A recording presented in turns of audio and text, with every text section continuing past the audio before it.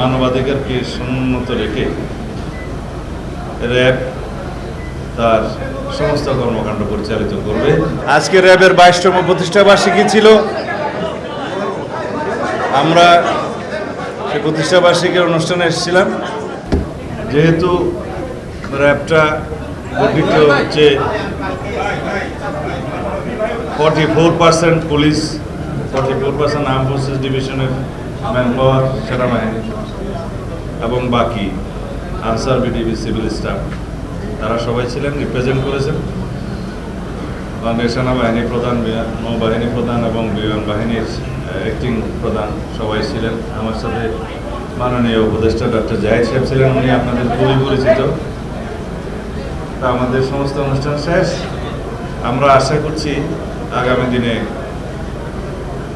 সম্পূর্ণভাবে মানবাধিকারকে সমুন্নত রেখে র্যাব তার সমস্ত কর্মকাণ্ড পরিচালিত করবে এবং আমরা একটি নতুন আইন প্রণয়নের। তেলের ভোগান্তিতে ক্লান্ত? এখনই কিনুন রাইডো, এক চার্জে চলুন 100 কিলোমিটার পর্যন্ত।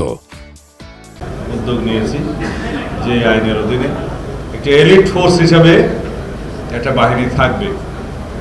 আমরা র্যাবের নাম আবার রিনেমড করব কিনা বা অন্য নতুন এলিট ফোর্স আমরা রেজ করব কিনা সেটা এখনো চিন্তা ভাবনার বিষয়, সরকার বিবেচনা করছে। তবে সব ক্ষেত্রেই এলিট ফোর্সের ক্ষেত্রেই আমরা জবাবদিহিতা এবং স্বচ্ছতা, ট্রান্সপারেন্সি এবং অ্যাকাউন্টেবিলিটি আমরা এনশিওর করবো ইনশাআল্লাহ।